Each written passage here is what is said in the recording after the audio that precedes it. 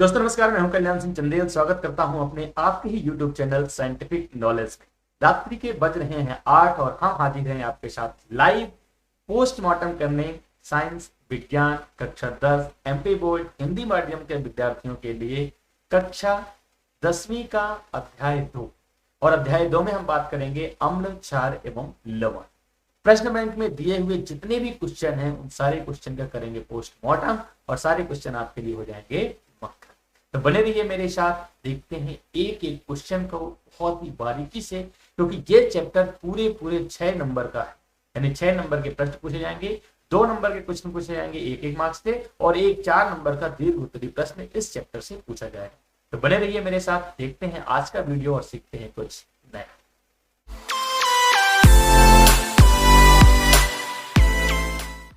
तो चलिए शुरू करते हैं। आज हम बात करेंगे अध्याय 2 की। अध्याय 2 जो कि अम्ल, क्षार एवं लवण के नाम से जानता है, और अंग्रेजी में इसे हम बोलते हैं एसिड, बेस एंड साल्ट। अगर हम बात करते हैं इस चैप्टर की, टोटल 6 नंबर के प्रश्न इस चैप्टर से पूछे जाएंगे, जिसमें 2 नंबर के आपके एक नंबर के यानी एमसीक्यू टाइप क्वेश्चन पूछे जाएंगे, और जबकि 4 नंबर का एक दीर्घ उत्तरीय प्रश्न पूछा जाएगा। तो इस तरह से टोटल जो वेटेज इस अध्याय का है, इस पार्ट का है, वो कितने अंक है? वो टोटल 6 अंकों के प्रश्न यहां से पूछे जाएंगे। ठीक है, तो चलिए सबसे पहले हम बात कर लेते हैं वस्तुनिष्ठ प्रश्न, यानी सही विकल्प चुनकर लिखिए। तो पहला क्वेश्चन कहता है कि निम्नलिखित में से कौन सा लवण क्रिस्टलन जलयुक्त नहीं है? क्रिस्टलन जलयुक्त मतलब क्या होता है? जैसे मान लेते हैं हमारे पास है कॉपर सल्फेट, तो CuSO4 कॉपर सल्फेट का फॉर्मूला होता है, साथ में इसमें जो 2H2O जुड़ा होता है जो कि क्रिस्टलीय फॉर्म में यानी सॉलिड फॉर्म में ठोस अवस्था में होता है, और इसी को हम बोलते हैं क्रिस्टलन जल युक्त। तो जिस भी लवण के साथ H2O के मॉलिक्यूल्स सॉलिड फॉर्म में ठोस अवस्था में जुड़े होते हैं उसे बोलते हैं क्रिस्टलन जल युक्त। तो यहाँ पर जो नीलत होता है कॉपर सल्फेट, इसमें भी होता है, धावन सोडा में भी होता है, जिप्सम में भी होता है, लेकिन खाने का सोडा जिसका फॉर्मूला होता है NaHCO3 सोडियम हाइड्रोजन कार्बोनेट, या इसी को हम बोलते हैं बेकिंग सोडा। ये एक ऐसा लवण है जहां पर आपका कोई भी वाटर क्रिस्टलाइजेशन यानी पानी के जल के अणु नहीं होते। तो क्लियर है? तो आपका करेक्ट ऑप्शन हो जाएगा ऑप्शन बी। अगले क्वेश्चन की बात करते हैं। प्रश्न क्रमांक 2 कहता है कि पाचन के समय अमाशय पाचक रसों का पीएच मान कितना होता है? तो पीएच मान कैसा होता है? तो पीएच मान होता है अम्लीय प्रकृति का, और अम्लीय प्रकृति का जो पीएच मान होता है उसकी वैल्यू होती है 7 से कम। तो पहला ऑप्शन 7 से कम यानी करेक्ट है। 7 से अधिक नहीं हो सकता है, 7 के बराबर भी नहीं हो सकता, और 0 तो हो ही नहीं सकता है। तो इसका करेक्ट ऑप्शन क्या हो जाएगा? ऑप्शन 7। तो आपको पता है कि खाना खाने के बाद उसका जो पाचन होता है वो जठर रस होते हैं, एंजाइम्स होते हैं, जिसकी मदद से होता है, जिनकी पीएच वैल्यू क्या होती है? 7 से कम यानी एसिड यानी अम्लीय प्रकृति के होते हैं। ठीक है, समझ में आ गया? आगे बढ़े भैया, चलिए अब हम बात करते हैं प्रश्न क्रमांक 3। तो प्रश्न क्रमांक 3 कहता है कि निम्नलिखित में से कौन सा क्षार नहीं है? तो अम्ल और क्षार की पहचान के लिए हमने एक डिफिनेशन बताई थी कि कहीं पर अगर H+ दिखाई देता है यानी हम उसे अम्लीय कहेंगे, और यदि कहीं पर OH- दिखाई देता है तो उसे क्षारीय है। परंतु यहां पर देखेंगे तो NaOH के OH है, क्षारीय है, KOH भी क्षारीय है, NH4OH भी क्षारीय है, लेकिन C2H4 क्षारीय नहीं है। क्यों? क्योंकि ये कार्बनिक कंपाउंड के साथ है, अतः इसे हम बोलते हैं एल्कोहल। तो एल्कोहल क्या होता है? न्यूट्रल होता है, उदासीन प्रकृति का होता है। तो चूंकि आपसे प्रश्न पूछा जा रहा है कि कौन सा क्षार नहीं है, तो कौन सा क्षार नहीं है? तो ऑप्शन डी C2H5OH, या जिसे हम एथिल एल्कोहल, एथेनॉल या फिर एल्कोहल कह सकते हैं। ठीक है, चलिए आगे चले। तो प्रश्न क्रमांक 4 कहता है कि बेकिंग पाउडर बनाने में प्रयुक्त अवयवों में से अवयव सोडियम हाइड्रोजन कार्बोनेट, तो दूसरा अवयव क्या होगा? तो मैं आपको बता दूं, सोडियम हाइड्रोजन कार्बोनेट यानी बेकिंग पाउडर और बेकिंग सोडा, इन दोनों में डिफरेंस होता है।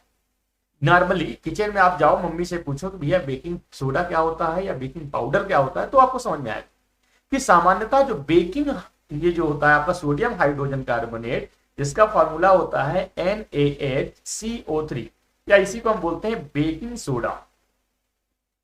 क्या बोलते हैं भैया? Baking soda. तो बेकिंग सोडा क्या होता है? क्षारीय प्रकृति का होता है, और क्षार का जो टेस्ट होता है कैसा? बीटर कसैला टाइप का होता है। तो अगर खाने में इसको हम डाल देंगे तो हमारे खाने का स्वाद भी बिगड़ जाए। अब चूंकि वो क्षारीय प्रकृति का है तो उसको कैसे खत्म करें? तो उसमें कोई भी एसिड मिला देंगे, कोई भी अम्ल मिला देते हैं, जिसकी वजह से क्या हो जाता है? ये जो कसैलापन होता है, जो स्वाद गड़बड़ होता है, वो सही हो जाता है। अब अम्ल कौन सा मिलाना था आपको पता है, हाइड्रोक्लोरिक एसिड बहुत खतरनाक है, एसिटिक एसिड ये भी खतरनाक, सल्फ्यूरिक एसिड ये भी खतरनाक, यानी ये खाने योग्य नहीं, पता हम इनको नहीं मिलाते हैं। तो सही ऑप्शन क्या हो जाता है, टार्टरिक अम्ल। तो जैसे ही NaHCO3 के साथ टार्टरिक अम्ल मिला देते हैं तो आपका नया पदार्थ बनता है, उसे हम बोलते हैं बेकिंग पाउडर। क्लियर है? तो आपका करेक्ट ऑप्शन क्या हो जाएगा, ऑप्शन बी। आगे चलते हैं, प्रश्न 5 की बात करते हैं। प्रश्न क्रमांक 5, अपच का उपचार करने के लिए निम्नलिखित में से किस औषधि का उपयोग किया जाता है? तो एंटीबायोटिक का उपयोग नहीं किया जाता है, इसका भी नहीं करते। एंटासिड का उपयोग किया जाता है, जबकि एंटीसेप्टिक क्रीम का भी कोई उपयोग वहां नहीं होता है। तो एक्चुअली एंटासिड होते क्या है? तो एंटासिड मतलब होता है जो एसिड को न्यूट्रल करे। तो एसिड को कौन न्यूट्रल करता है? तो हमें पता है कि एसिड को कोई भी क्षार न्यूट्रल करता है। आपको पता है कभी भी हमारे पेट में बदहजमी हो जाती, अपच हो जाती है, या फिर कच्ची डकारें आने लगती हैं, तो समय हम क्या करते हैं, बेकिंग सोडा, या फिर कह सकते हैं कि मार्केट से जाते हैं और हम लेके आते हैं इनो पाउडर। तो इनो पाउडर क्या होता है, बेसिक नेचर का होता है, क्षारीय प्रकृति का होता है। जैसे इनो पाउडर अंदर जाता है, अंदर जो एसिडिटी है, जो एसिड है, उसको न्यूट्रल करता है और हमें आराम मिल जाता है। ठीक है, तो जो क्षार होते हैं उन्हीं को हम बोलते हैं एंटा एसिड। आगे बात करते हैं प्रश्न क्रमांक 6 की। तो प्रश्न क्रमांक 6 कहता है कि टमाटर में कौन सा अम्ल उपस्थित होता है? तो आपको पता है कि जितने भी खाने की चीजें होती हैं सब में अलग अलग प्रकार के अम्ल होते हैं। जैसे सिट्रिक एसिड नींबू में पाया जाता है, चींटी काट लेती तो फॉर्मिक एसिड है, इमली टार्टरिक एसिड है, ठीक है, टमाटर ऑक्सैलिक एसिड है, दूध और दही लैक्टिक एसिड है। तो इसी तरह टमाटर में कौन सा एसिड पाया जाता है? एसिडिक विनेगर में पाया जाता है, ऑक्सैलिक एसिड करेक्ट ऑप्शन है, साइट्रिक नींबू में पाया जाता है, टार्टरिक इमली में पाया जाता है। तो टमाटर में कौन सा पाया जाता है? ऑक्सैलिक अम्ल। ठीक है, चलिए आगे बढ़ते हैं। क्वेश्चन नंबर 7, प्रश्न क्रमांक 7 कहता है कि सोडियम कार्बोनेट एक क्षारीय लवण है। सोडियम कार्बोनेट एक क्षारीय लवण है। कैसे बनता है सोडियम कार्बोनेट? मैं आपको रिएक्शन बता देता हूं। सोडियम कार्बोनेट बनता है NaOH साथ में HCO3।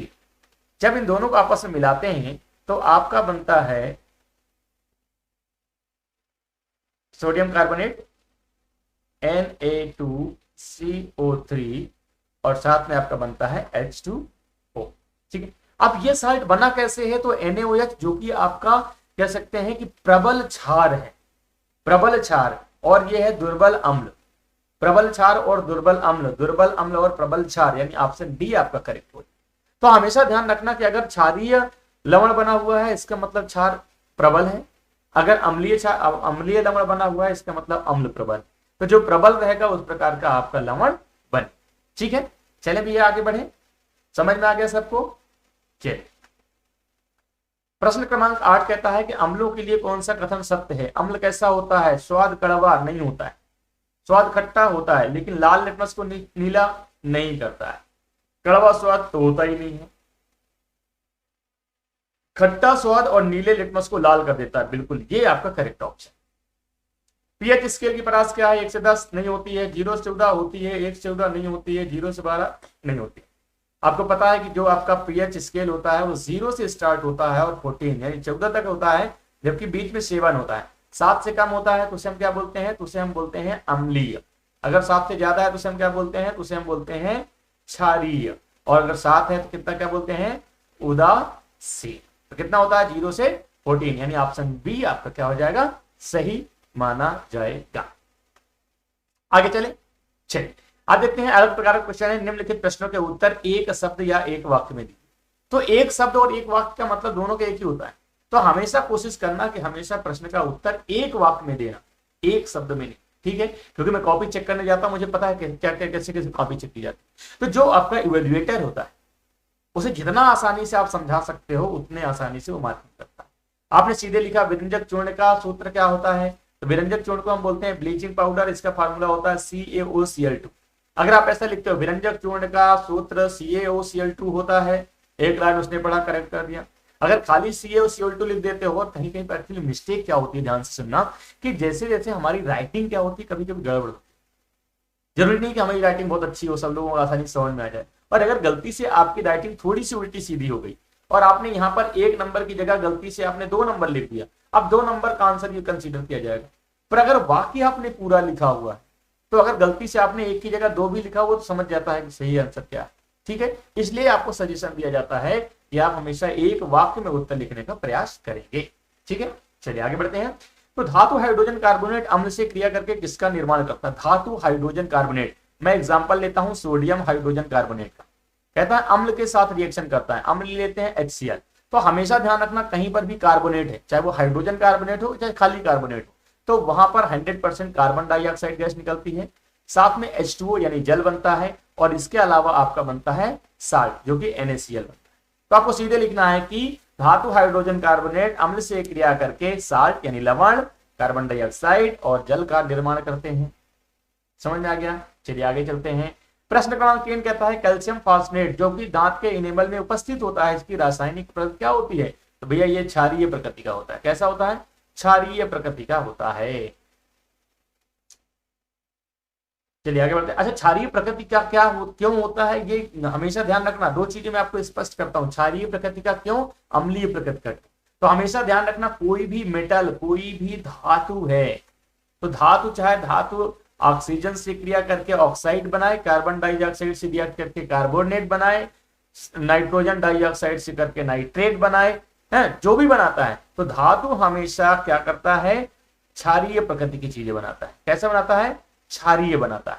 जबकि जो अधातु होते हैं वो किसी के साथ रिएक्शन करें, अगर ऑक्सीजन से रिएक्शन करते हैं, अधातु ऑक्साइड बनाते हैं, तो उसका नेचर क्या होगा? तो उसका नेचर हमेशा क्या होगा? अम्लीय प्रकृति का होता है। तो चूंकि यहां पर हम बात करते हैं कैल्शियम की, तो कैल्शियम आपका क्या है? धातु है, इसलिए क्षारीय प्रकृति का बनाए। ठीक है, चलिए आगे बढ़ते हैं। तो प्रश्न क्रमांक 4 कहता है कि अम्ल और क्षार के मध्य होने वाली अभिक्रिया। तो अम्ल और क्षार हमेशा क्या, जो भी अभिक्रिया देते हैं तो उसके हम बोलते हैं उदासीनीकरण अभिक्रिया। क्या बोलते हैं? उदासीनीकरण अभिक्रिया। समझ में आया? कैसे? तो मैं एक एग्जांपल आपको दे देता हूं, क्योंकि आप एग्जांपल से बहुत आसानी से समझ में आ जाता है आपको। चलिए देख लेते हैं। तो यहां पर हम लेते हैं NaOH जो कि आपका क्षार है, HCl जो कि आपका अम्ल है, दोनों रिएक्शन करते हैं, बनाते हैं NaCl प्लस H2O जो कि दोनों क्या है? ना तो अम्ल है ना तो क्षार है, यानी उदासीन है। इसलिए अभिक्रिया को हम क्या बोलते हैं? उदासीनीकरण अभिक्रिया। ठीक है, चलिए आगे बढ़ते हैं। प्रश्न क्रमांक 5। तो प्रश्न क्रमांक 5 कहता है कि रंग में परिवर्तन के द्वारा सूचक हमें यह बताते हैं कि कोई पदार्थ अम्ल है या क्षार। कुछ ऐसे भी पदार्थ हैं जिनकी गंध अम्लीयता क्षारिकता माध्यम में भिन्न होती है, ऐसे पदार्थों को क्या बोलते हैं? तो ऐसे पदार्थों को हम बोलते हैं गंधीय सूचक। क्या बोलते हैं? गंधीय सूचक, जो कलर नहीं देते बल्कि स्मेल से हम पता लगा सकते हैं। आगे कहता है प्रश्न क्रमांक 6 कहता है कि विरंजक चूर्ण के निर्माण में कौन से पदार्थों का उपयोग होता है? तो विरंजक चूर्ण का फॉर्मूला होता है CaOCl2 कैल्शियम ऑक्सीक्लोराइड, या इसी को हम बोलते हैं ब्लीचिंग पाउडर। क्या बोलते हैं? Bleaching powder. ये लीजिए भैया, ब्लीचिंग पाउडर बन गया। अब ये बनता कैसे है? तो इसमें दो चीजें होती हैं। एक होता है आपका CaOH का ट्वाइस यानी कैल्शियम हाइड्रोक्साइड, और साथ में क्लोरीन गैस। जब ये दोनों चीजें आपस में मिलाई जाती हैं तो बनता है CaOCl2, जिसे हम बोलते हैं ब्लीचिंग पाउडर।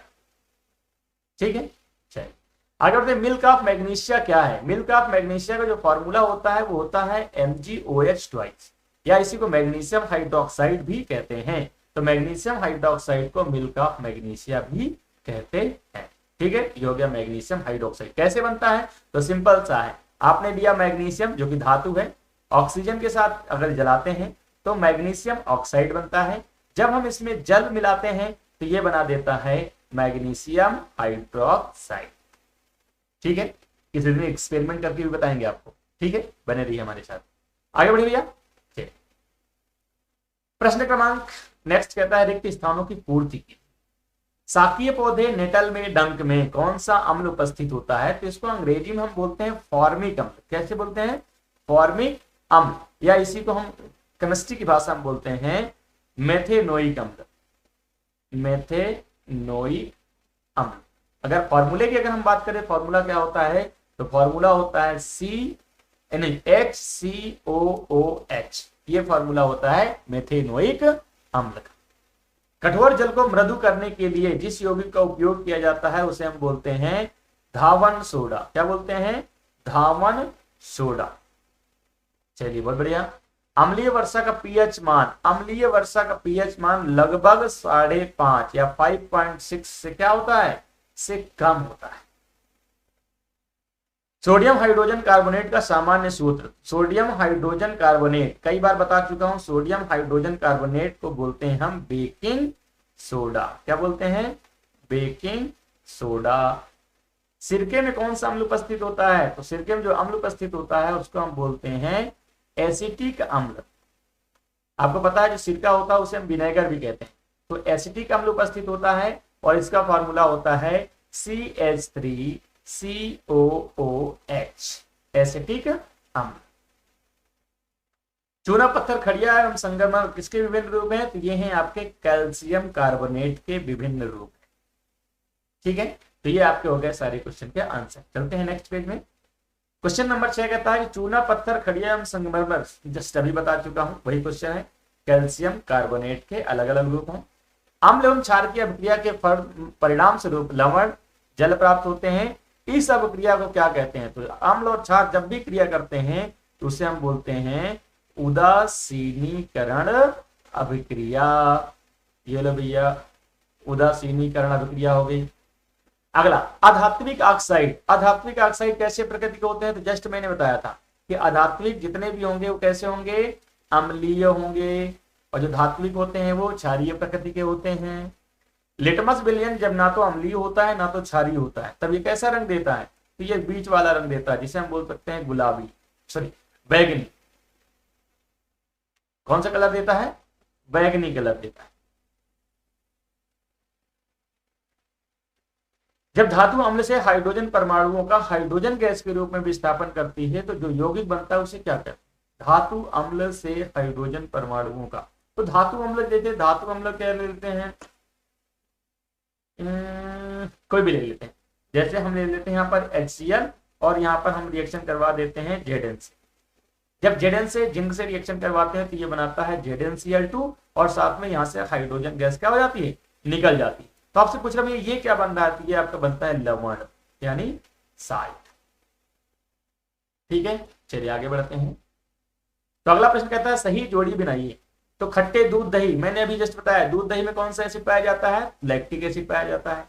चींटी के डंक में मेथेनोइक एसिड या उसी को हम क्या बोलते हैं, फॉर्मिक एसिड, अभी मैंने आपको बताया। नींबू का पीएच का रस का मान, नींबू का रस क्या होता है, अम्लीय होता है, जब अम्लीय होता है तो 7 से कम। सोडियम हाइड्रोक्साइड विलयन बेस होता है, क्षार होता है तो 7 से अधिक। क्षार जल में घुलनशील होते हैं। ये आपका हो गया करेक्ट ऑप्शन।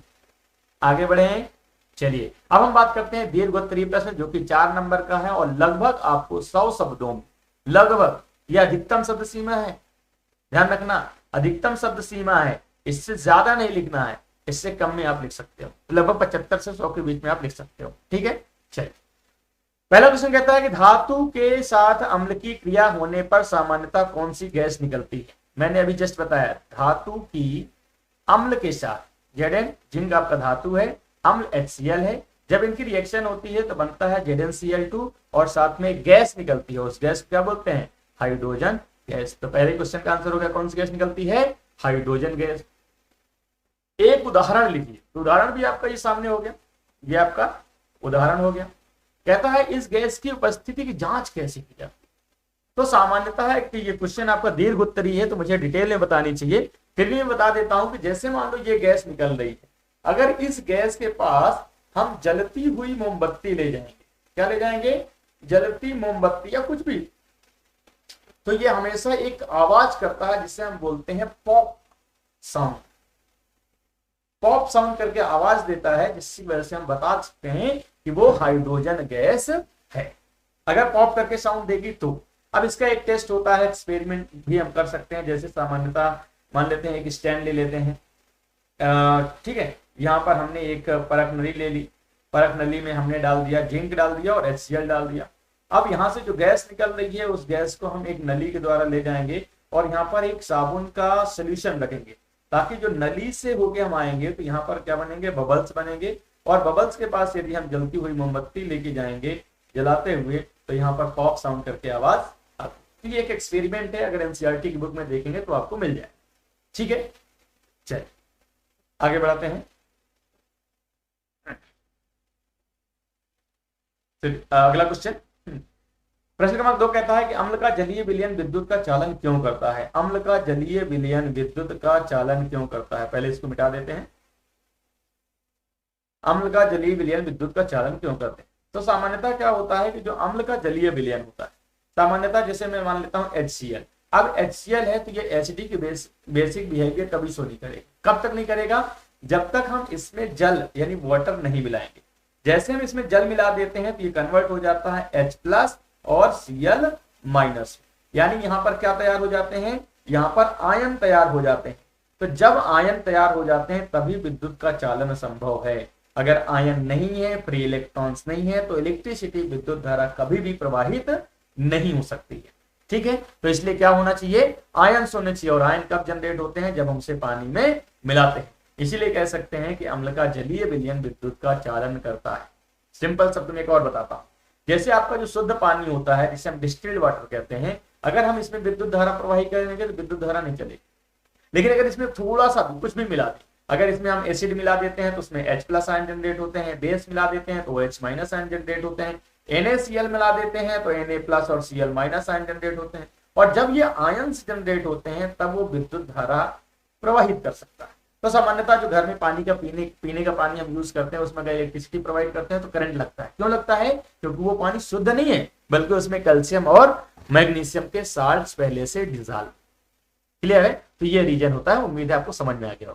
ठीक है, अगर कोई भी डाउट है तो कमेंट सेक्शन में आप लिखिए, मैं आपको तुरंत जवाब दूंगा। ठीक है, मुझे उम्मीद है कि आपको पूरी तरह से सारी चीजें समझ में आ रही। चलिए अगले प्रश्न की बात करते हैं। चलिए पहले इसको मिटा देते हैं।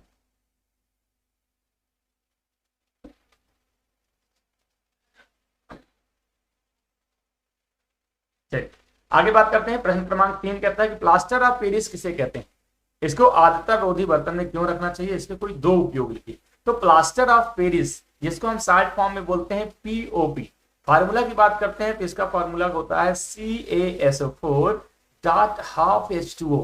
हाफ H2O मतलब आधा मॉलिक्यूल होता है वाटर का।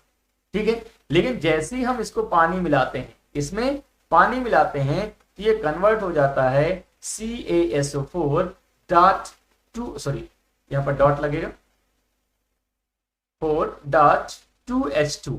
अब ये कन्वर्ट किसमें हो गया है, ये कन्वर्ट हो गया जिप्सम में। ठीक है, जिप्सम क्या होता है, कठोर होता है, ठोस होता है। ठीक है, आपको पता है कि CaSO4 में यदि पानी मिल जाएगा तो जिप्सम बन जाएगा, कठोर बन जाएगा। तो चूंकि ये कठोर ना बने, इसमें पानी ना लगे, इसलिए हम इसको क्या करते हैं, आर्द्रता रोधी बर्तन में रखते हैं। अब बात करते हैं इसका उपयोग क्या होता है। तो सामान्यतः इसका खिलौने बनाने में उपयोग होता है, बिल्डिंग बनाने में उपयोग होता है, विभिन्न प्रकार के डिजाइन बनाने में उपयोग होता है, हाथ टूट जाता है तो उसमें जो प्लास्टर चढ़ाते हैं उसमें उपयोग होता है। तो ये POP होता है। ठीक है, इसका formula CaSO4 dot half H2O। जब हम इसमें H2O और मिलाते हैं, पानी और मिलाते हैं, तो ये जिप्सम बना देता है CaSO4 डॉट 2H2O। क्लियर है, चलिए आगे बात करते हैं नेक्स्ट क्वेश्चन की। अगला प्रश्न कहता है धोने का सोडा एवं बेकिंग सोडा का सूत्र लिखते हुए दोनों के 2 प्रमुख उपयोग लिखिए। धोने का सोडा एवं बेकिंग सोडा। तो धोने का सोडा क्या होता है, चलिए बता देते हैं। चलिए, तो धोने का सोडा का फॉर्मूला होता है Na2CO3 यानी सोडियम कार्बोनेट। आगे कहता है बेकिंग सोडा, तो बेकिंग सोडा का फॉर्मूला होता है NaHCO3। अब अगर दोनों की बात करें, उपयोग की बात करें, तो यहां पर सूत्र पूछा जा रहा है।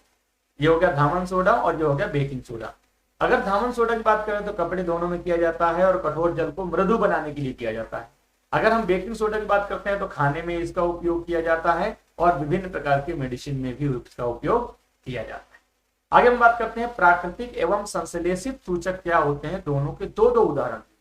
तो प्राकृतिक सूचक, देखो पहले सूचक क्या होते हैं। तो सूचक सिंपली हम उन्हें कहते हैं जो एसिड और बेस यानी अम्ल और क्षार को पहचानने में उपयोग होते हैं, उन्हें हम बोलते हैं सूचक।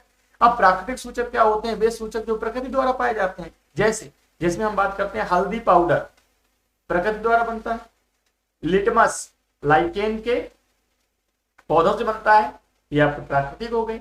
संश्लेषित जो लैब में बनाए जाते हैं, केमिकल की हेल्प से बनाए जाते हैं, जिसमें आपका आता है फिनोफ्थलीन। क्या आता है? फिनोफ्थलीन। और क्या आता है? Methyl orange. मेथिल ऑरेंज भी होता है, मेथिल ब्लू भी होता है। ये सभी क्या है? संश्लेषित सूचक होते हैं। दोनों के दो दो उदाहरण भी होंगे। आगे चले, चलिए आगे चलते हैं। उदासीनीकरण अभिक्रिया किसे कहते हैं? एक उदासीनीकरण अभिक्रिया का समीकरण दीजिए। तो वो अभिक्रिया जो अम्ल और क्षार को मिलकर उदासीन लवण और जल बनाते हैं, उन्हें उदासीन अभिक्रिया कहते हैं। जैसे हमारे पास है NaOH, ये है क्षार, साथ में मिलाते हैं HCl, ये है अम्ल। जब दोनों मिलाकर NaCl और H2O का निर्माण करते हैं तो इसे हम बोलते हैं उदासीनीकरण अभिक्रिया। ये आपका हो गया उदाहरण और समीकरण हो गया। आगे कहता है पीएच परिवर्तन के कारण दंत क्षय किस प्रकार होता है? तो दांत आपका किसका बनता है? कैल्शियम का बना होता है। जब इसके साथ एसिड की रिएक्शन होती है, यानी पीएच बढ़ता है, तो पीएच बढ़ेगा तो यानी एसिडिक नेचर में होगा। जब एसिडिक नेचर में हो जाता है तो ये क्या करता है? हाइड्रोजन गैस रिलीज करता है, जिसकी वजह से कैल्शियम धीरे धीरे खराब हो जाता है, नष्ट हो जाता है, जिसकी वजह से दांत का क्षय होना प्रारंभ हो जाता है। आगे चलिए नेक्स्ट क्वेश्चन देखते हैं। अगला क्वेश्चन अगर हम देखें तो अगला क्वेश्चन कहता है कि निम्नलिखित के एक एक उपयोग लिखिए। विरंजक चूर्ण, ब्लीचिंग पाउडर, कपड़ों को ब्लीच करने में, चेहरे को ब्लीच करने में या कई जगह कलर को निकालने में इसका उपयोग होता है। बेकिंग सोडा खाने में उपयोग होता है। धामन सोडा कपड़े धोने में और कठोर जल को मृदु करने में। सोडियम हाइड्रोक्साइड का साबुन बनाने में उपयोग किया जाता है। ठीक है, चलिए अंतिम रिएक्शन देख लेते हैं। अगला प्रश्न बोलता है क्लोर क्षार अभिक्रिया क्या है? उदाहरण देकर स्पष्ट कीजिए। क्लोर क्षार अभिक्रिया। चलिए नेक्स्ट पेज में आपको समझाता हूं। आपको क्या करना है, एक रिएक्शन बताता हूं। आपको एक बर्तन ले लेना है। चलिए ले लिया बर्तन आपने। बर्तन लेने के बाद इसमें आपको दो चीजें मिलानी। क्या क्या? एक तो आपको लेना है H2O यानी जल, और उसमें मिला देना है आपको NaCl। तो जब इन दोनों को आपस में मिला देते हैं तो इसका संयुक्त नाम होता है ब्राइन। क्या होता है? ब्राइन।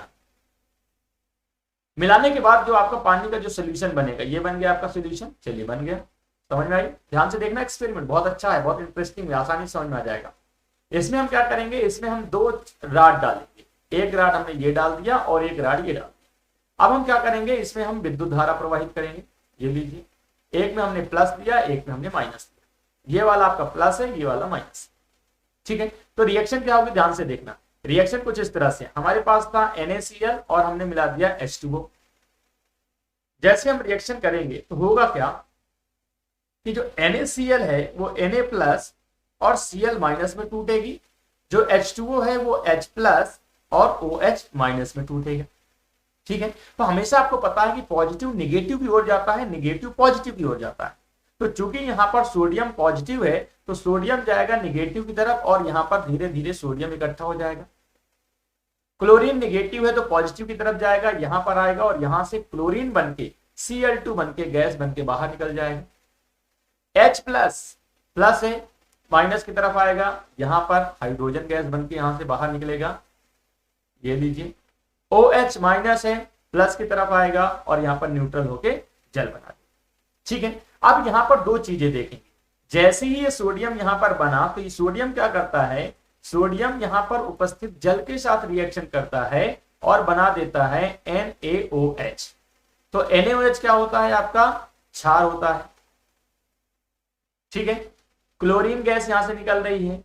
ठीक है, तो ये हो गया क्षार, ये हो गया क्लोरीन, और इसीलिए हम इसे बोलते हैं क्लोर क्षार अभिक्रिया। क्या बोलते हैं, क्लोर क्षार अभिक्रिया, क्योंकि क्लोरीन निकल रही है, क्षार बन रहा है, इसलिए। उदाहरण देकर स्पष्ट कीजिए, तो मैंने स्पष्ट रूप से आपको उदाहरण बता दिया है कि किस तरह से ये बनता है, और इसीलिए इस अभिक्रिया को हम क्या बोलते हैं, क्लोर क्षार अभिक्रिया।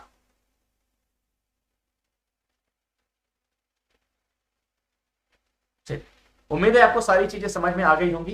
एक एक क्वेश्चन का हमने कर दिया है पोस्टमार्टम।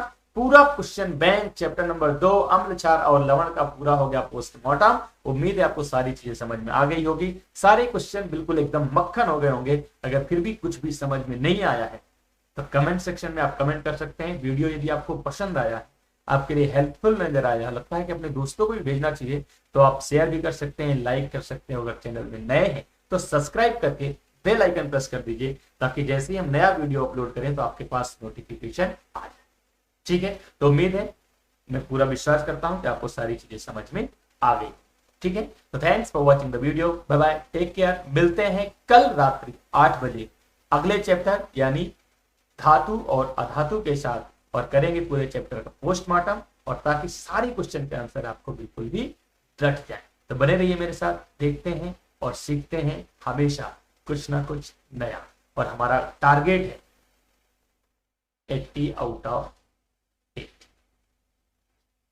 ठीक है, बाय बाय, टेक केयर, जय हिंद, वंदे मातरम, गुड नाइट।